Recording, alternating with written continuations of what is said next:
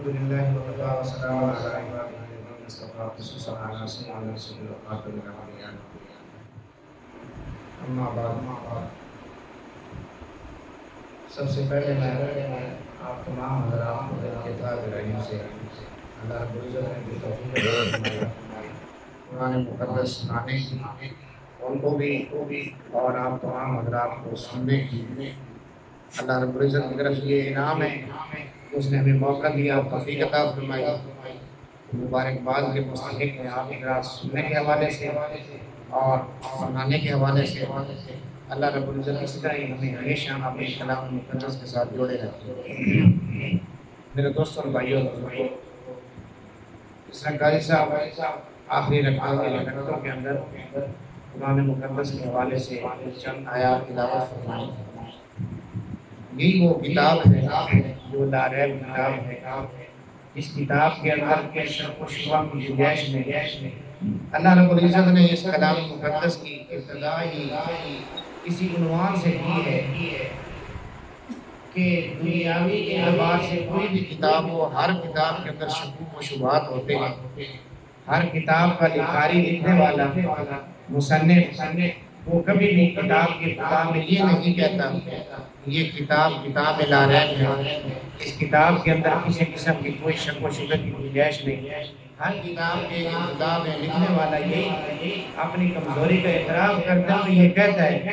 کہ اس کتاب کے اندر اگر کسی قسم کی کوئی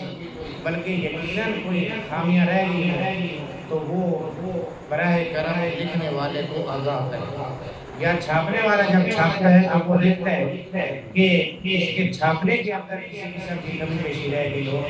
تو تاکید سے وہ ہمیں آگاہ کرے تاکہ آئندہ آنے والے ایڈیشن میں وہ کمی دور کر دی جائے۔ تو میرے دوستوں اور بھائیوں اور بزرگوں، اس دھرتی پر باری تعالیٰ جل جلالہ نے ایک ایسی کتاب بھیجی، ایسی کتاب اپنے محبوب پر نازل فرمائی، محبوب کے قلب اطہر پر نازل فرمائی کہ جس کتاب کے اندر کسی قسم کی کوئی شک و شبہ کی گنجائش نہیں ہے۔ باری تعالیٰ جل جلالہ نے خود اس کی گواہی دی۔ سابقہ کتب سماویہ جو نازل ہوئی تو ان کی حفاظت کا کوئی ذمہ باری تعالیٰ جل جلالہ نے اپنے نہیں لیا کہ میں اس کتاب کی حفاظت کی ذمہ داری بھی اپنے ذمہ لیتا ہوں۔ باری تعالیٰ نے یہ نہیں فرمایا، لیکن اپنے محبوب کے ساتھ اتنا پیار تھا، اس پیار کی وجہ سے جس طرح سابقہ انبیاء علیہ السلام کو جن پر کتب سماویہ نازل ہوئی یا صحیفے نازل ہوئے،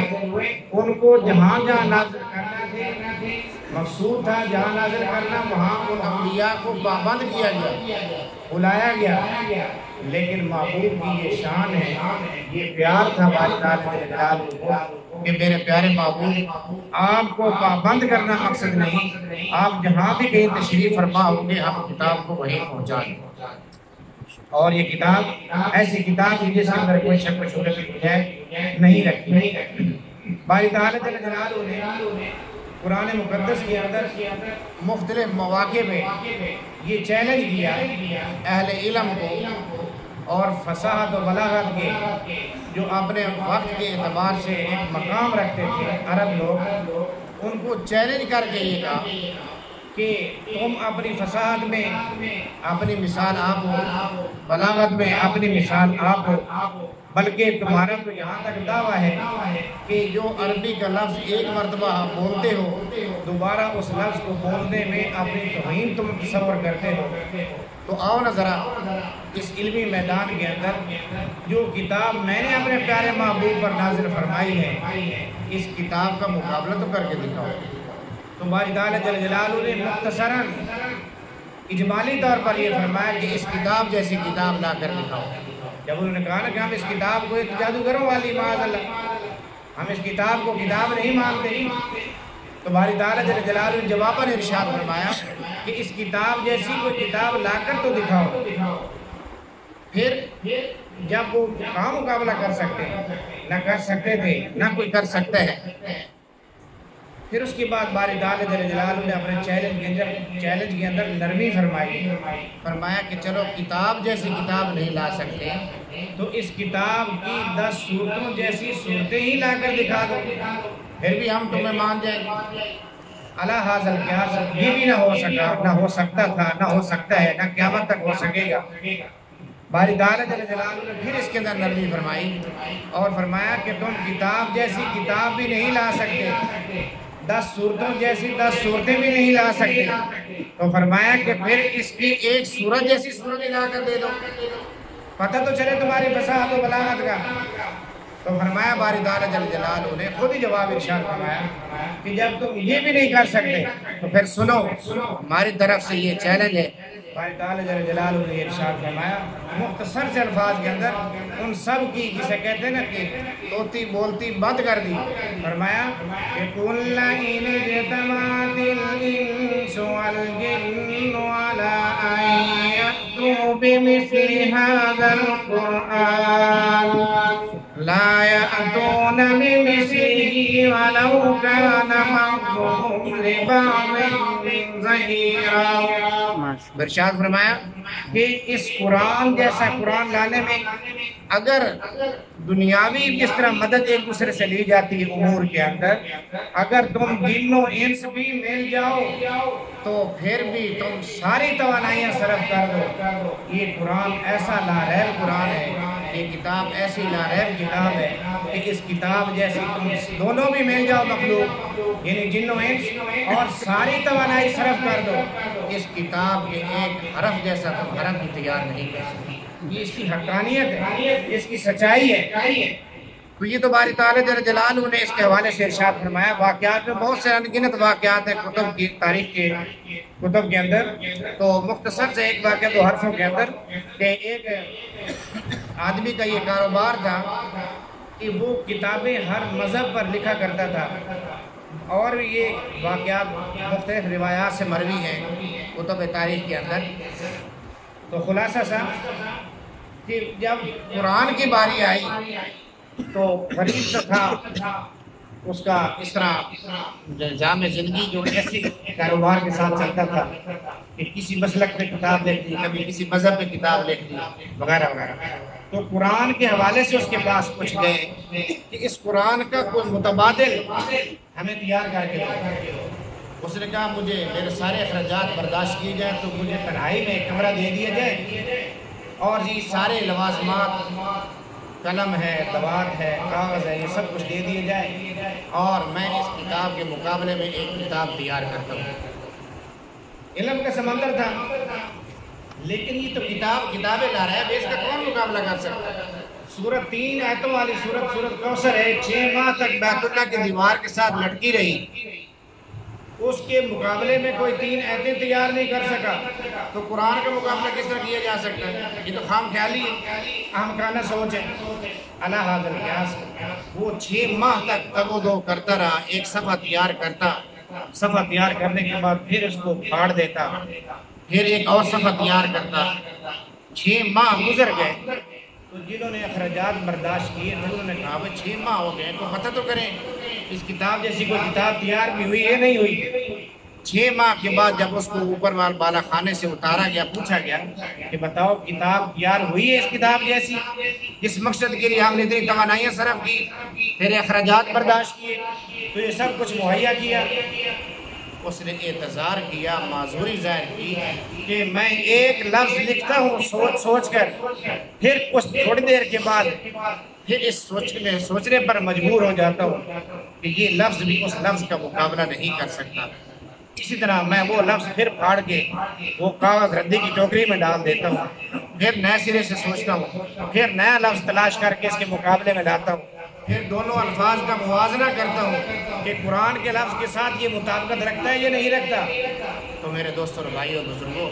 اس نے ساری محنت صرف کر دی لیکن قرآن کے ایک حرف جیسا قرآن بھی تیار نہیں کر سکتے۔ یہ تو ماضی کی مثالیں، دور حاضر کی مثال آپ دیکھ لیں۔ مصر کا موجودہ صدر جو ہے عبد الفتاح السیسی، اس نے ابھی تو وہ کیونکہ جمہوری صدر ہے تو جب آیا تھا نا مارشل لا کے ذریعے سے آیا، ایسے ہی تھا،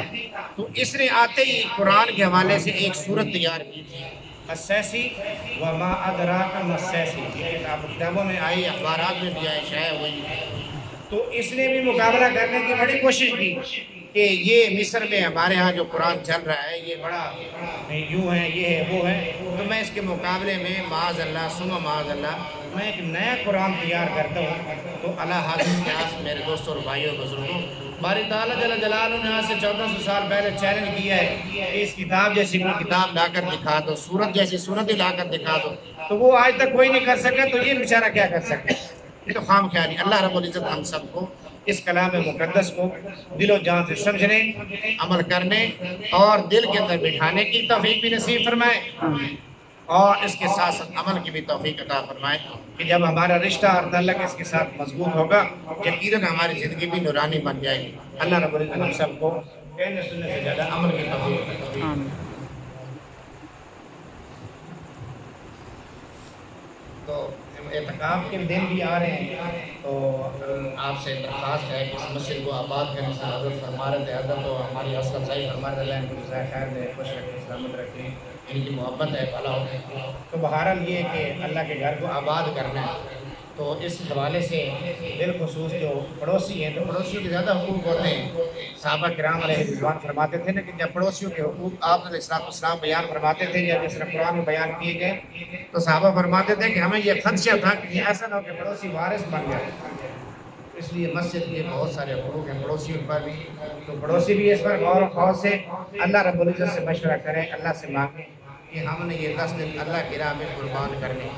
اور بھی باقی حضرات سے بھی التجا ہے۔ تو دوسرا یہ کہ ہر گھر میں جانے کے کچھ آداب ہوتے ہیں، جس طرح بندہ جہاں بھی مہمان جاتا ہے تو وہاں مہمان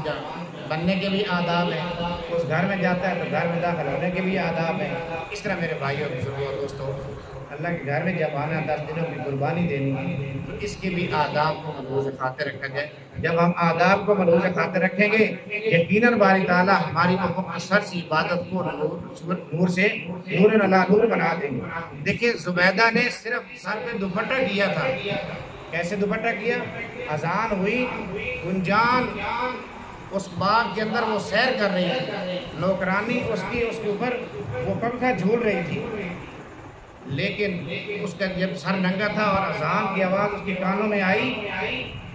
اور اس نے فوراً دوپٹہ کر دیا۔ تو جب